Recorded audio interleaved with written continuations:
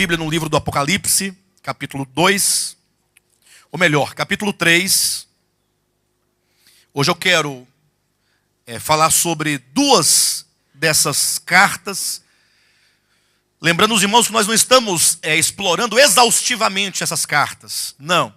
Nós estamos apenas pegando, quem sabe ali, um ponto extremamente importante, dando uma ênfase.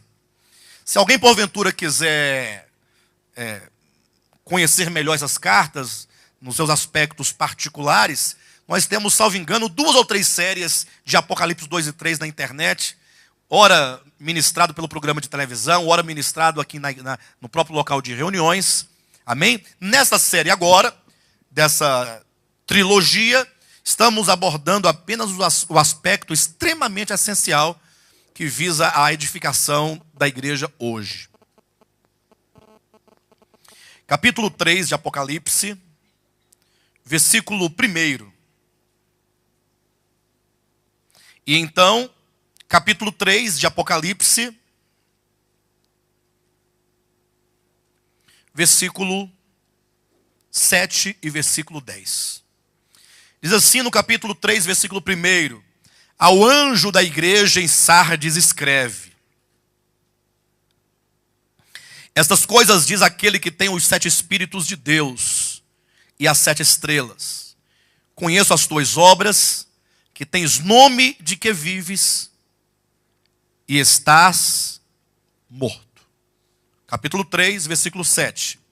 Ao anjo da igreja em Filadélfia escreve: Essas coisas diz o santo, o verdadeiro, aquele que tem a chave de Davi, que abre e ninguém fechará, e que fecha e ninguém abrirá. Versículo 10. Porque guardaste a palavra da minha perseverança, também eu te guardarei da hora da aprovação, que há de vir sobre o mundo inteiro, para experimentar os que habitam sobre a terra.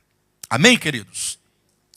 Amados, eu quero chamar a atenção dos irmãos essa manhã para 2 aspectos muito importantes da vida cristã.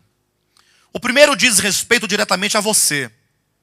O segundo, eu quero apresentar os aspectos históricos da igreja, para que, ao olhar para os aspectos históricos, você possa aprender e aplicar aqueles exemplos, aquele aprendizado na sua vida em particular.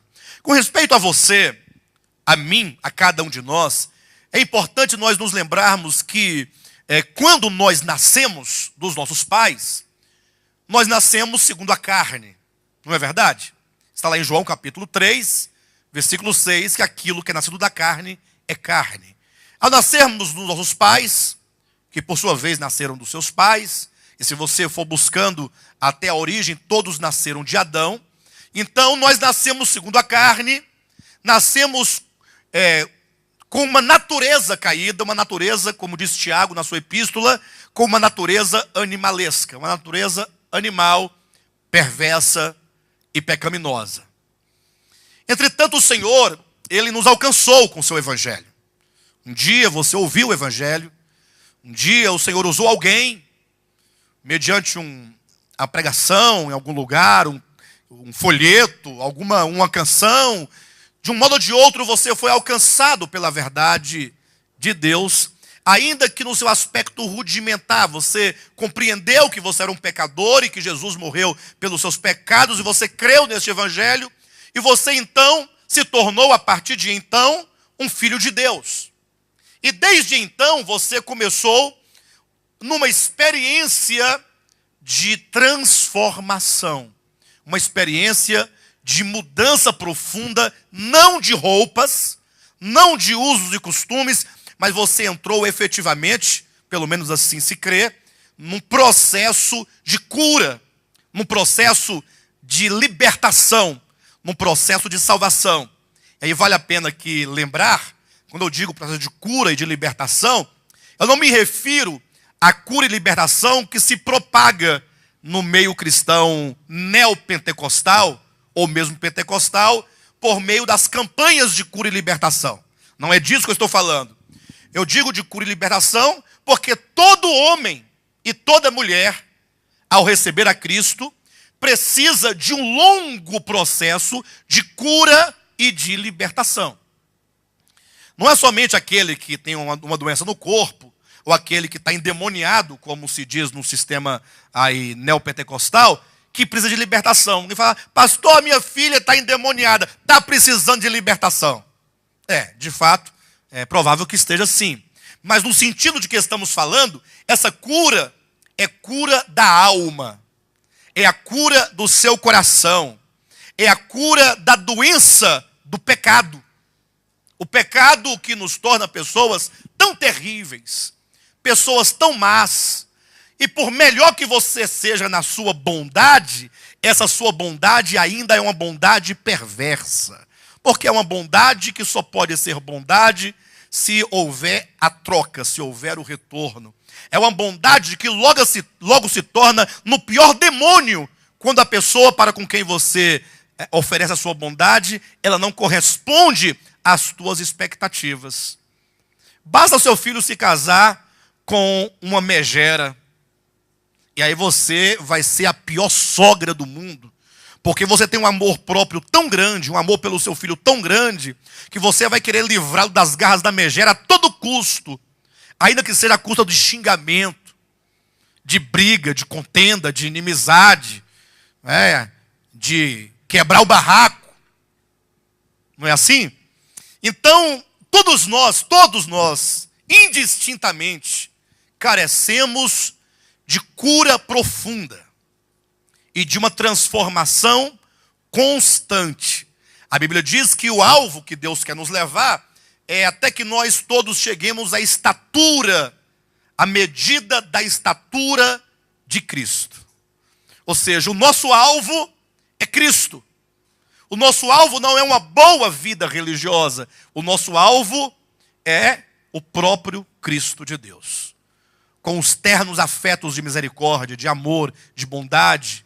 Mas amor e bondade de Deus, não meramente do homem.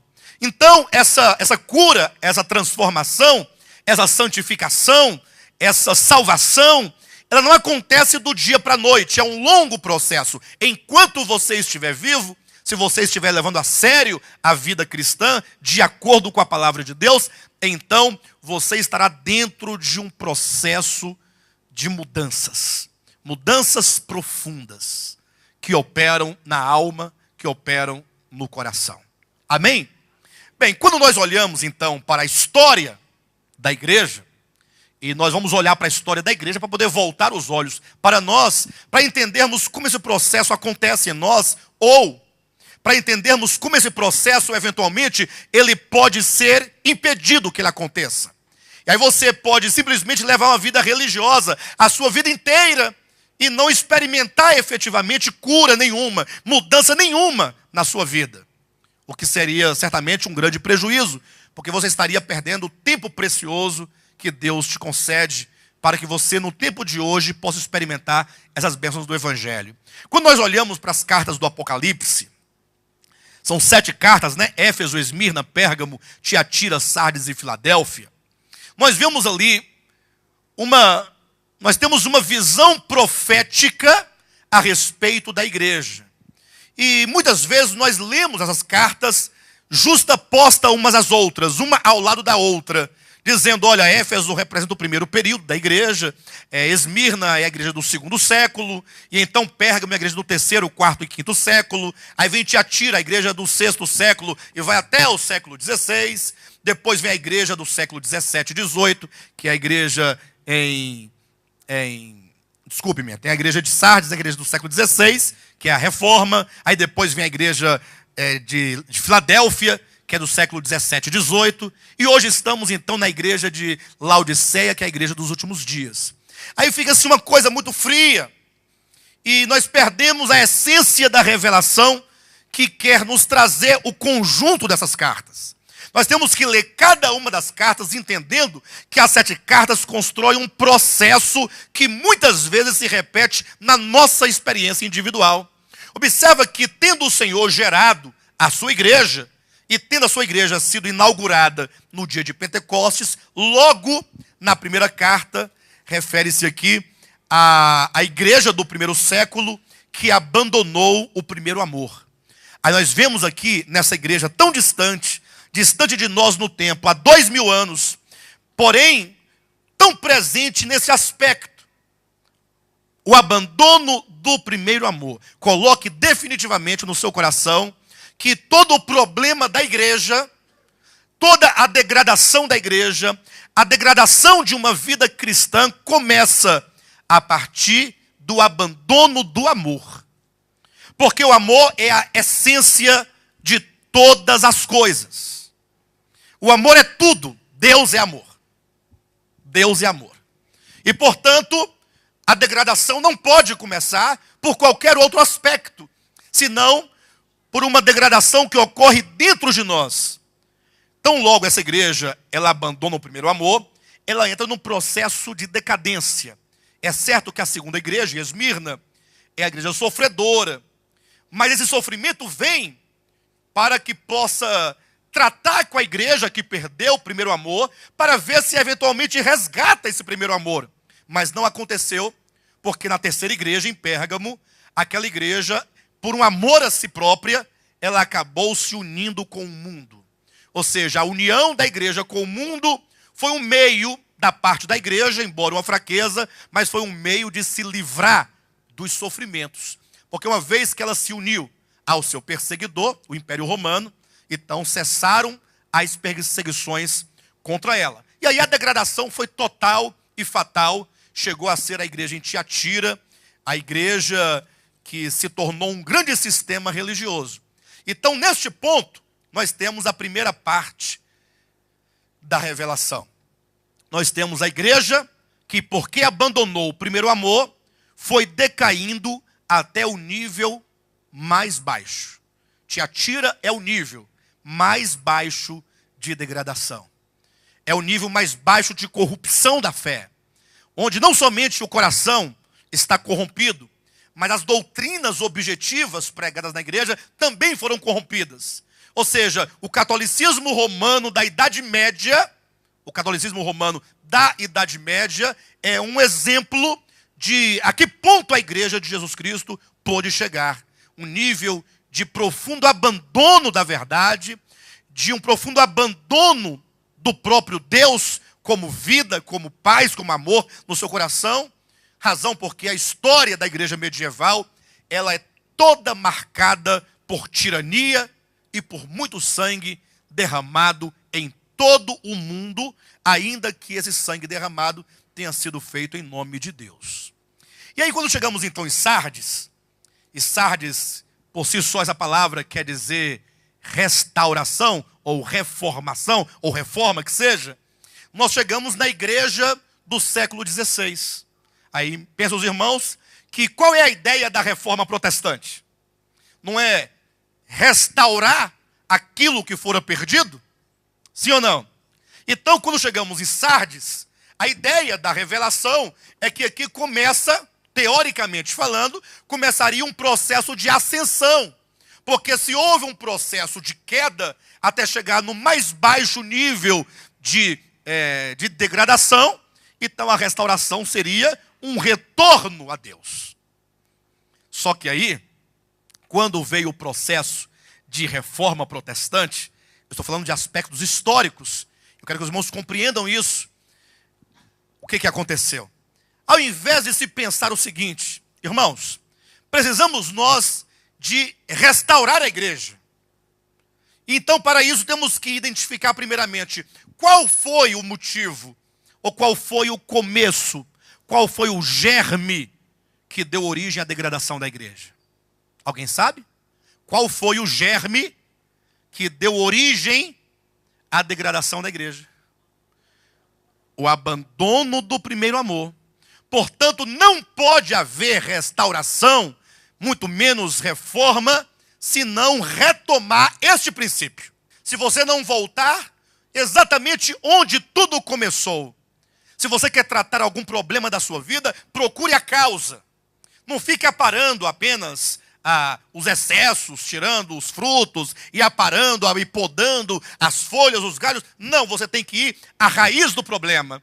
Então, quando era o tempo de se restaurar, quando se deveria voltar, então, para restaurar o primeiro amor, para restaurar o amor, porque o amor certamente traria a igreja de volta ao seu lugar? Não. A igreja de fato, restaurou muitas verdades bíblicas. Muitas verdades. Verdades que são essenciais, que são preciosas, que são necessárias. Mas como nós veremos daqui a pouco, ainda que eu tenha todo o conhecimento, toda a ciência, todos os mistérios, se não tiver amor, nada serei. Ou seja, ainda que se restaure tantas verdades objetivas da Escritura, se não houver o amor, então não fez nada. Não houve, de fato, historicamente, restauração, uma vez que o próprio texto diz: ao anjo da igreja em Sardes escreve, estas coisas diz aquele que tem os 7 Espíritos de Deus e as 7 estrelas. Olha o que Deus fala, Jesus Cristo fala a esta igreja da Reforma: conheço as tuas obras, que tens nome de que vives, mas estás o quê? Morto. Por que tens nome de que vive? Ora, porque se diz respeito a uma grande ruptura com o catolicismo romano, e agora volta à prática objetiva e ortodoxa das verdades bíblicas, então parece que houve o quê? Uma mudança real. Tens nome de que vives, tens uma aparência de que vives, porém estás morto. Aí eu pergunto, ora, por quê que se restaurou tantas verdades, mas ainda assim estava morto? Porque a restauração necessária deve começar pelo coração. Tem que ser um retorno ao amor. Do contrário, você pode restaurar quantas verdades você quiser. Como esse ministério de Volta à Palavra é um ministério comprometido com as verdades objetivas e ortodoxas da Escritura. Isso é um aspecto positivo. Porém, isso não resolve todo o nosso problema. Não adianta nós termos todas as verdades reveladas, esclarecidas, por meio de uma análise exegética das Escrituras, fulcradas no lastro de uma hermenêutica impecável. Isso é para demonstrar que não adianta. Por mais que você venha colocar palavras bonitas para enriquecer e adornar o discurso, a questão essencial da vida cristã é o amor.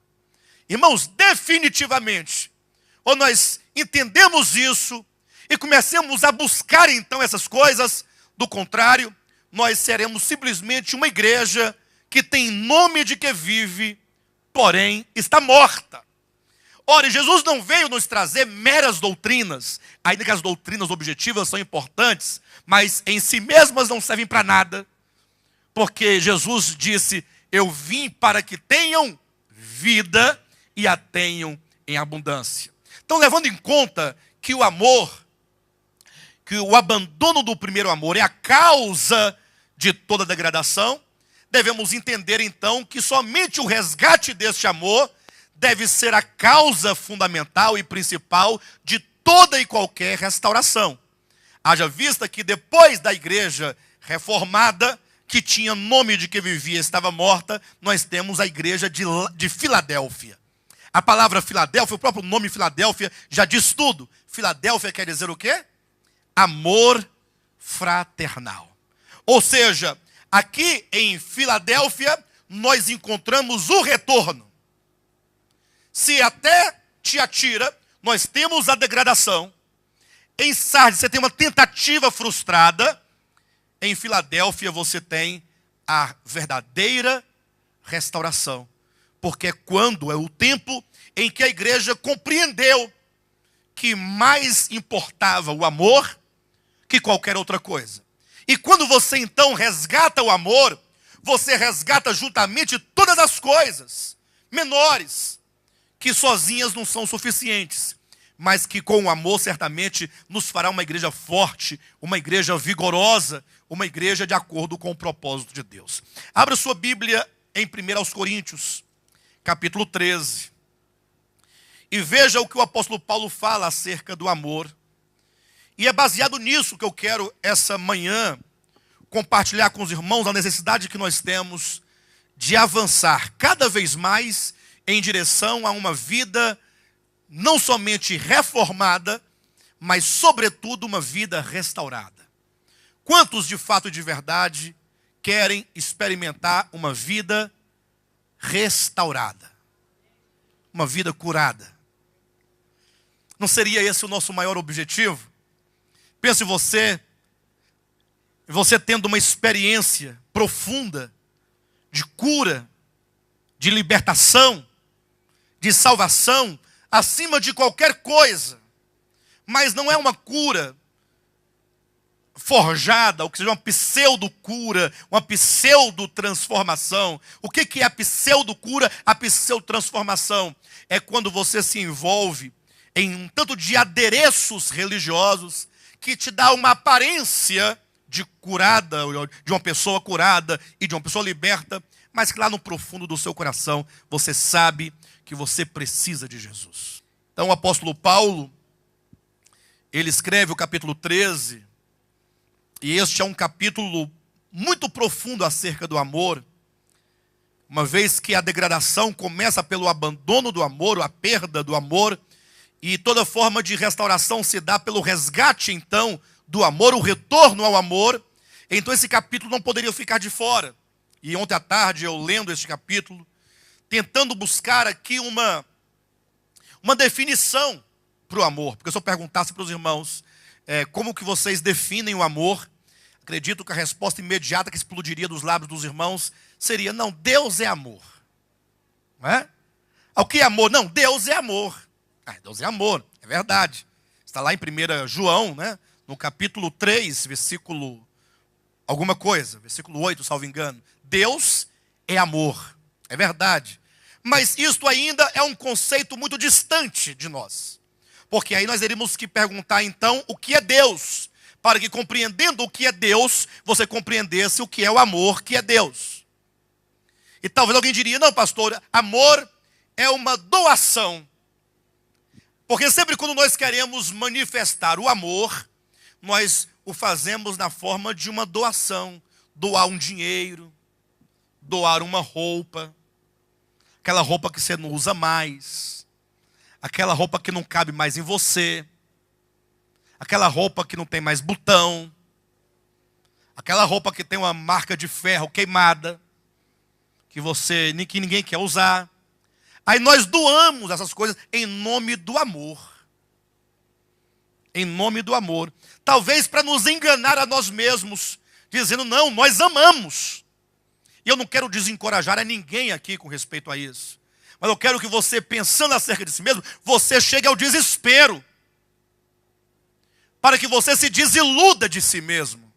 Porque enquanto nós estivermos iludidos com nós mesmos, pensando que somos aquilo que nós não somos, nós estaremos longe da cura. Mas se você chegar ao ponto do desespero e falar: Senhor, eu sou um miserável homem, como está em Romanos capítulo 7, no versículo 24, mas não basta você chegar a esse desespero, sair batendo a cabeça na parede. Você precisa se lançar aos braços daquele que pode resolver o seu problema. Você pode de fato voltar à verdade de Deus, voltar ao próprio Deus, que Ele é rico para nos abençoar. Então o apóstolo Paulo, ele começa aqui, eu quero ler com os irmãos, o versículo 1, 2 e 3. Inicialmente, como que o apóstolo Paulo, ele demonstra que o amor nada tem a ver com essas coisas que estão aqui nesses versículos. Ou pelo menos não tem uma relação direta com essas coisas. Quando ele diz assim no versículo 1 do capítulo 13: ainda que eu fale as línguas dos homens e dos anjos, se não tiver amor, serei como bronze que soa, ou como símbolo que retine. E olha como o apóstolo Paulo coloca, irmãos, olha a clareza como que ele percebe aquilo que ele próprio diz. Porque ele diz: ainda que eu fale as línguas dos anjos e as línguas dos homens. Ora, se há essa pessoa que fala as línguas dos anjos e as línguas, plural, dos homens, essa pessoa tem um grande e um largo e um lato discurso. Ou não tem? Um amplo discurso. Então ele pode discursar para anjos e pode discursar para homens. Pode ser convidado para fazer uma conferência no céu, se quiser. Imaginou? O Espírito Santo fala: filho, venha conferenciar aqui nos céus, traga-nos uma palavra Quem sabe falar para os anjos as 4 maiores verdades das Escrituras Sagradas? Não. Mas por que não? Porque essa pessoa, ela fala a língua dos anjos. Gente, isso é uma coisa muito grande. E ainda fala a língua dos homens. Só que ainda que tenha tamanho discurso e tantas línguas, ainda que ele fale, e diga, e fale, e repita, e discurse, se faltar o amor, todo o seu falar é como um símbolo, como um bronze que soa, ou um símbolo que retine. Ou seja, o seu falar, seja em língua de anjo, seja em língua de homens, será apenas barulho. O que significa que o amor não é uma questão de oralidade, não é uma questão discursiva. Você pode até dizer que tem amor, pode falar que tem amor, pode discursar sobre o amor, porém, se não houver amor, será apenas barulho. Isso nos preocupa muito, porque chega a ser de uma gravidade tremenda. O apóstolo continua dizendo no versículo 2, ainda que eu tenha o dom de profetizar, olha, que maravilha, profeta, o dom de profetizar, e conheça todos os mistérios, e toda a ciência, ainda que eu tenha tamanha fé, é uma pessoa que está cheia de habilidades intelectuais vinculadas à ciência, habilidade mística vinculada à profecia e aos mistérios e à fé. E tamanha fé capaz de transportar montanhas, de transportar montes. Ah, uma pessoa muito grande, não é? Muito grande. Porém, se não tiver amor, nada serei. Você pode ter todos os dons, todos os talentos. Sem o amor para Deus, isso é nada. E o versículo 3 diz assim, ainda que eu distribua todos os meus bens entre os pobres. Atenção, igreja. Ainda que eu distribua todos os meus bens entre os pobres. Você vende sua casa, vende seu carro, vende a sua fazenda, vende o que você tem e distribui entre os pobres aquilo que você tem. Se não tiver amor, nada disso me aproveitará. E ainda que eu entregue o meu corpo para ser queimado. O apóstolo Paulo quer nos ensinar que é possível que em razão do nosso egoísmo religioso, porque existe o egoísmo religioso, então você é capaz de dar os seus bens, só para você dizer que a sua religião é mais verdadeira do que a do outro. Afinal, o que é o amor? Porque não se vincula ao falar bem, ou a ter os dons, ou a distribuir os bens. Houve alguém que disse uma vez que amor seria você excluir, acabar, destruir, abolir completamente toda e qualquer forma de egoísmo. Aí ele conclui dizendo, até mesmo o egoísmo que se manifesta numa forma altruísta ou numa forma religiosa. Isso porque nós criamos religião em nome do nosso egoísmo, para defender o nosso egoísmo. O amor, de fato, só poderá ser manifestado e experimentado quando houver uma compreensão acerca de Deus e acerca da sua criação. Quando você, então, começar a perceber que você não é a coisa mais importante que existe no mundo. Pelo contrário, que você é uma pequena peça numa imensa engrenagem e que você existe para esse todo e não o todo existe para você. Por isso que o apóstolo Paulo vai descrevendo agora, a partir do versículo 4, a natureza desse amor. Ele diz assim, olha, o amor é paciente. Em outra versão diz, o amor é sofredor, é benigno. O amor, ele não arde em ciúmes, não se ufana, não se ensoberbece, não se conduz inconvenientemente, não procura os seus interesses, não se exaspera, não se ressente do mal, não se alegra com a injustiça, mas regozija-se com a verdade. O amor tudo sofre, tudo crê, tudo espera, tudo suporta. Ora, o que é isso? Se não a expressão daquilo que Deus é. Você já imaginou o que nós teríamos feito se nós fôssemos Deus? Imagine se eu fosse Deus, mas não sendo Deus como Deus é, mas se eu fosse Deus como eu sou, e eu visse em vocês um tanto de pecadores miseráveis, será que vocês teriam alguma chance de estar aqui agora? Eu já os teria consumido com a minha ira, já teria tocado fogo na casa da irmã Vera, com ela dentro. Eu derrubaria uma estrela da sua casa, um meteoro na sua casa, e assim lançaria a tua alma no inferno, no fogo eterno, no meio dos demônios, e jogaria ainda enxofre para ficar fedendo, aquele cheiro subindo, e colocaria um demônio para ficar com um garfo em você, eternamente, porque você merece tudo isso e um pouco mais. Hã? Misericórdia? Agora você quer misericórdia?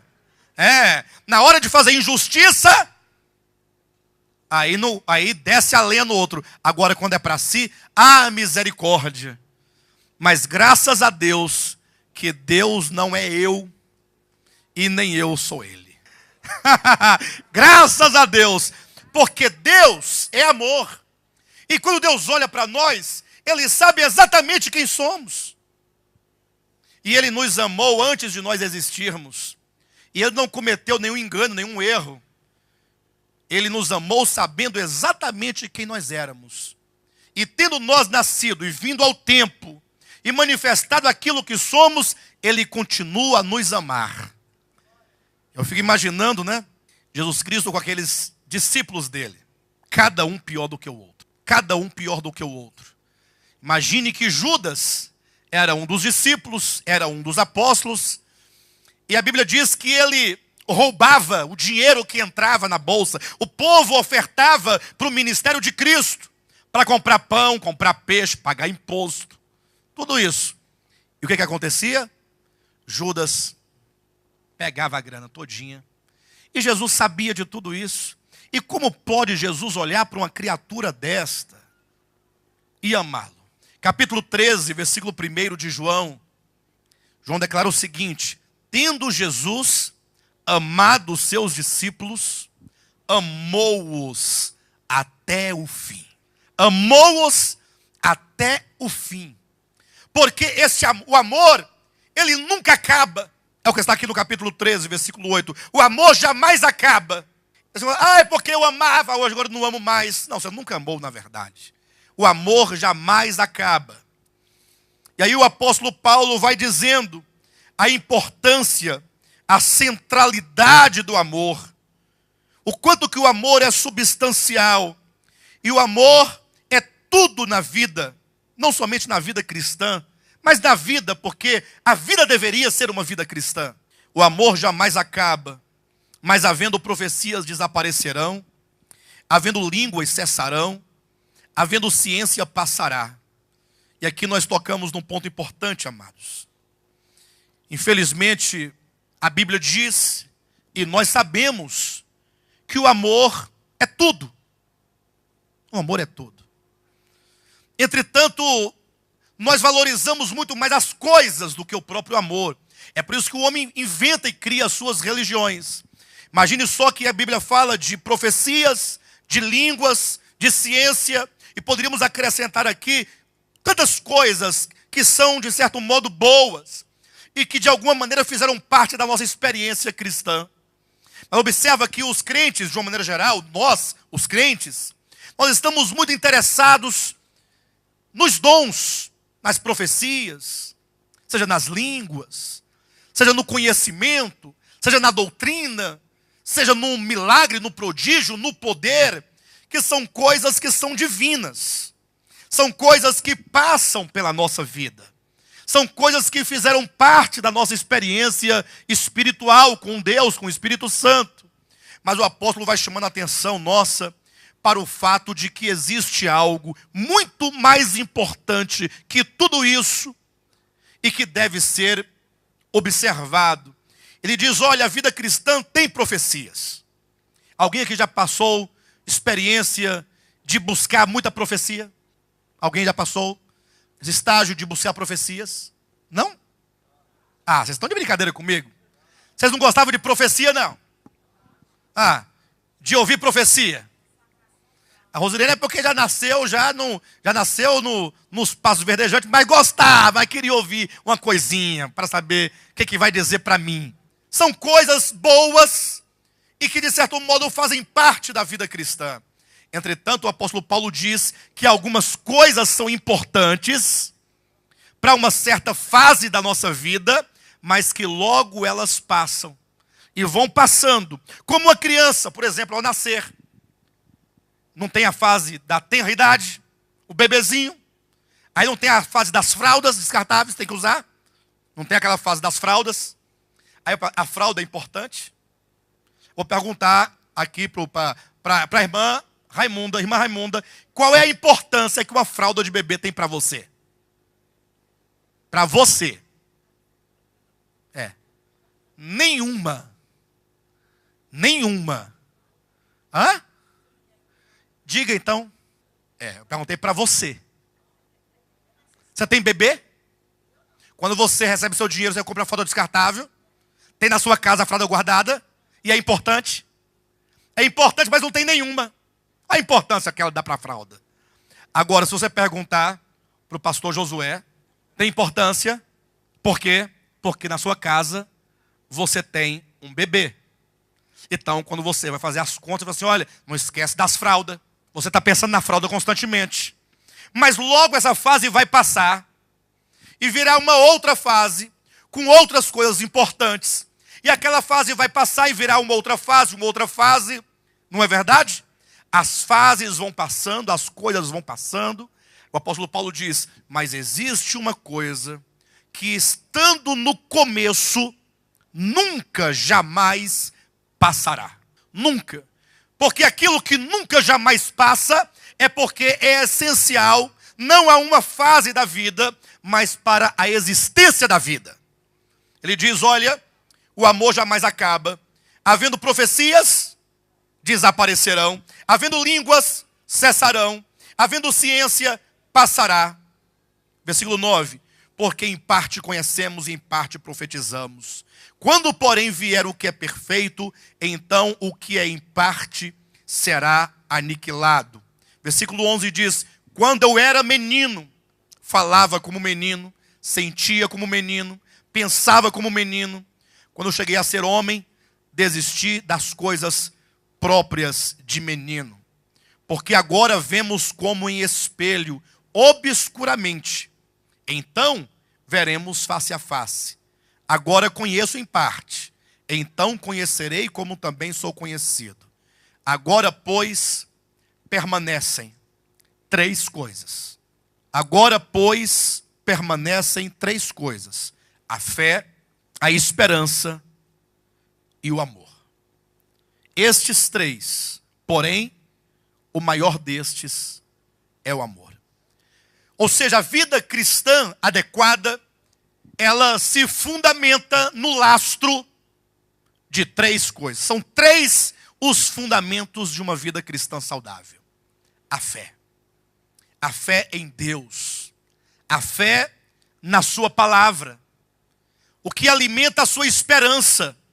Porque o crente, quando perde a esperança, ele perde a razão de caminhar. Ele perde o motivo de continuar. E então ele tem a esperança na segunda vinda de Cristo. E ele tem então a fé em Deus e na sua palavra. E ele tem amor para com os irmãos. Quando eu falo amor para com os irmãos, não são os irmãos do DEVAP, do De Volta à Palavra. Não são os irmãos evangélicos, mas são todos aqueles que são filhos do Pai Celestial. Se você compreende Como diz lá no livro de Efésios, abra sua Bíblia rapidamente. Se você compreende o que está aqui no capítulo 1 de Efésios, ou melhor, no capítulo 3 de Efésios, versículo 14 e 15, se você compreende isto, por esta causa me ponho de joelhos diante do Pai. Observa que Paulo não disse, ponho-me de joelho diante de Deus. Ele não poderia dizer, ponho-me de joelho diante de Deus, ou não poderia? Olha que lindo. Ponho-me de joelho diante do Eterno, do Altíssimo, do Deus bendito, do Deus glorioso, do Deus soberano. Mas ele diz, ponho-me de joelho diante do Pai. Existe um Pai. Existe um Pai. Ora, o que é o Pai?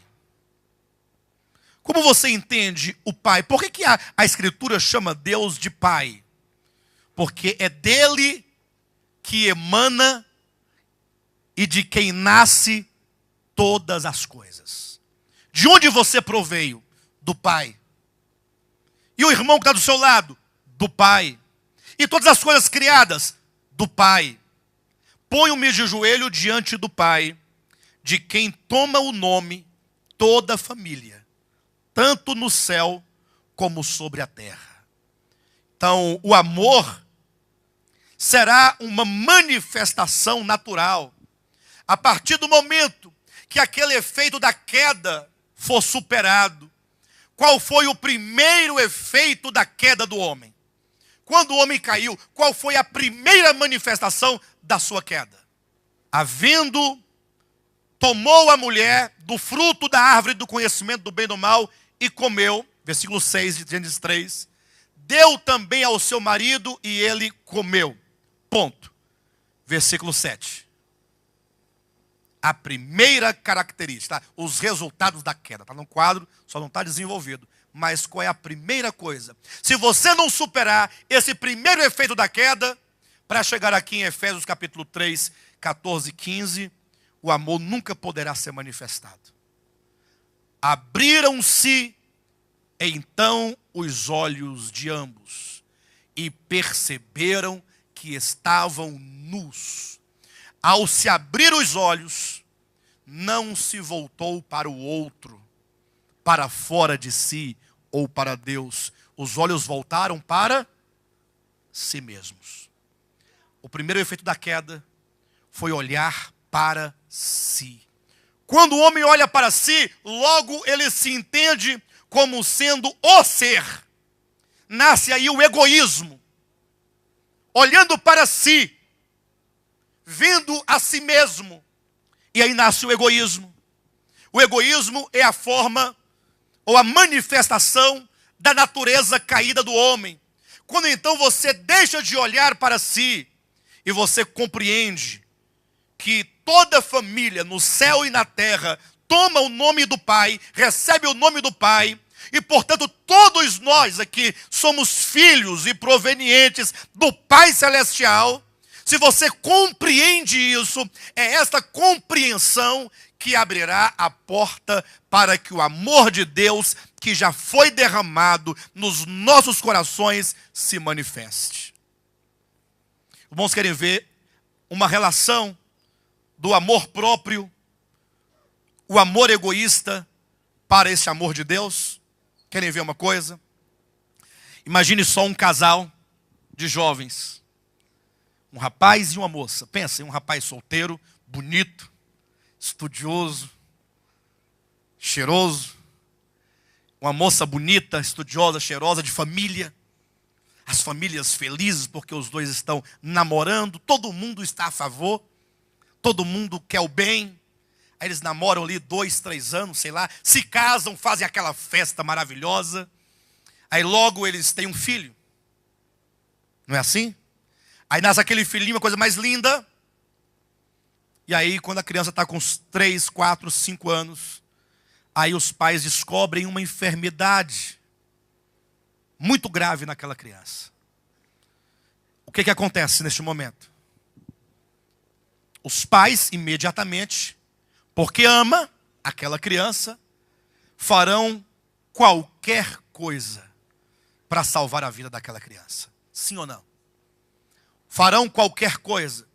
Começando pela mãe. A mãe vai, a última consequência, o pai vai atrás. É assim ou não é? O pai vai atrás. O pai não deixa de ir, mas a mãe vai na frente. É a mãe que pega o menino e vai, e leva. E fica lá a noite toda, sofrendo. E o pai apoiando, mas dando uma cochilada. Mas apoia. Mas fica ali, cochilando. Quando os recursos desses acabam, aí tem que apelar para quem? Para a família mais distante. Avô, vó, tio. Quanto mais distante vai ficando, mais menor é o amor. O avô está ali tentando ajudar também, a avó.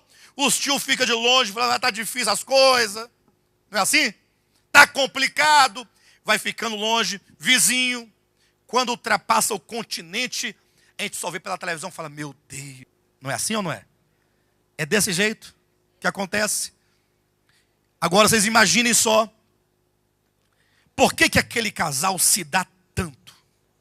Porque eles compreendem que aquele ser faz parte deles. A família, o núcleo familiar é muito forte. Ora, imagine os irmãos quando nós começarmos a compreender que os homens sobre a terra é uma família. É uma família. Porque só existe um pai. Só existe um espírito. Só existe uma fé. Só existe um Senhor. E todos nós estamos debaixo da mesma graça. E somos iguais em nossa natureza e origem, em tudo. Toda família nos céus e na terra toma o nome do Pai Celestial. Eu sei que logo vem aquele egoísmo religioso, cristão, evangélico. Não, pastor, esse pai aí é o pai de Jesus e dos que creram. Quem não creu, não é. É interessante que ele coloca de quem toma o nome toda a família, tanto no céu como na terra. Sejam os anjos, sejam homens. Ou seja, todos são provenientes de uma só paternidade. E, portanto, todos nós somos irmãos, nesse sentido da origem, e, portanto, todos nós somos uma grande família. Quando, então, nós conseguirmos entender que o núcleo familiar que cada um de nós temos é apenas uma miniatura de uma grande família universal, da qual Deus é o genitor. Deus é o progenitor. Quando nós conseguirmos ver isso, nós vamos começar a provar e a experimentar o amor de Deus que já está no nosso coração, que não se limita a entregar os bens para os pobres. Porque, do contrário, nós só poderíamos viver o amor se tivéssemos uma situação real de poder dar algo para alguém. E aqueles que não têm dinheiro para dar algo para alguém, como é que eles poderiam viver o amor? De que maneira? Ora, poderiam viver o amor, quando diz o amor, ele tudo sofre. Ele sofre o dano, ele sofre o prejuízo.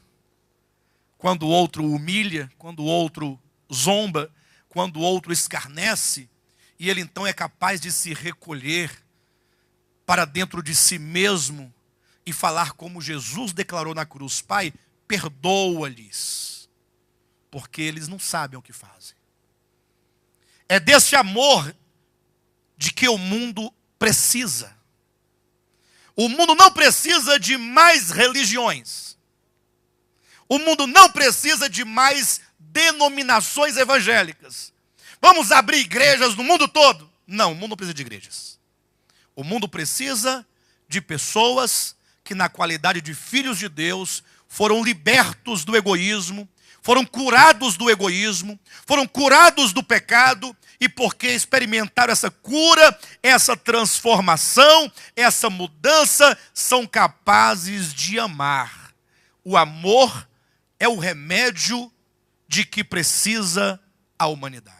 Talvez esse discurso nosso, ele ainda esteja ali em 1 Coríntios capítulo 3, versículo 1. Talvez ainda esteja nas línguas dos anjos e dos homens. Talvez seja mero discurso. Talvez ainda esteja no âmbito dos dons, ainda que eu tenha o dom de profetizar, o dom disso. Mas a grande verdade é que nós não podemos escapar dessa grande verdade de que a restauração de todas as coisas, quando todo o universo tiver sido reconciliado em Deus, a grande manifestação dessa reconciliação será o amor. Qualquer outra coisa não tem valor. De maneira que, olhando então para Apocalipse capítulo 3, nós vemos a igreja de Sardes, uma igreja historicamente louvável, em razão do trabalho, do suor, da produção que eles nos legaram, de conhecimento, de verdades. Que maravilha, que bênção! Entretanto, o testemunho de Jesus acerca daquela igreja não é o meu testemunho, é o testemunho de Jesus em relação àquela igreja. Cristo diante de uma igreja, que prazer Jesus tinha naquela igreja, ele diz, ora, esta é uma igreja que tem nome de que vive, mas está morta. Por quê? Porque ao tentar se levantar das cinzas, se restaurar, não retomaram o ponto de partida, que era o amor. Isso ficou para a próxima igreja, a igreja de Filadélfia, que é a igreja do amor fraternal. Eu quero pedir à igreja, em nome de Jesus, que os irmãos orem nesse sentido. Orem. Que os irmãos não deixem essa palavra ser levada pelos pássaros. Mas que os irmãos possam falar, Senhor, engraçado. Nós já ouvimos tantas ministrações baseadas em Apocalipse 2 e 3, ou não já ouviram? Aqui. Quantas vezes nós ministramos as 7 cartas do Apocalipse? Em conferência, em estudos do Apocalipse. Muitas vezes, talvez nós tenhamos aí 3 ou 4 ou 5 séries pregadas só sobre as igrejas. Mas ore ao Senhor dizendo, por que, Senhor, agora o Senhor nos leva de volta a essas cartas? Agora tomando apenas a substância de cada uma delas, compreendendo as igrejas dentro de um conjunto que revela qual é a causa e as consequências da queda e como se restaurar e se levantar da queda. Então tudo se resume nisto. A igreja de Éfeso que abandonou o primeiro amor e deu no que deu.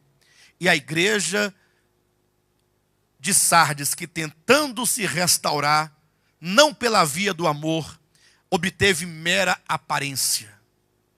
Ao passo que a igreja de Filadélfia, a igreja louvada por Deus, a igreja que tem a promessa de ser arrebatada viva antes da grande tribulação, como diz, porque guardastes a palavra da minha perseverança, também eu te guardarei da hora da provação, que há de vir sobre o mundo inteiro para experimentar os que habitam sobre a terra. Então há uma promessa, porque guardastes a palavra da minha perseverança, também eu te guardarei. Então há uma promessa de sermos nós guardados da hora da provação. Aqueles que retornarem a Filadélfia. Retornarem não para a igreja Batista Filadélfia. Já tinha irmão que falou assim, bem que eu sabia que não era para ter saído de lá. Cadê o Francisco? Está aqui. Ei, Francisco. Não é a igreja Batista Filadélfia, é voltar ao amor fraternal. Isso pode ser feito lá na Batista Filadélfia, aqui ou em qualquer outro lugar. Porque o que importa é o seu coração. E nada mais. Tá bom? Glória a Deus.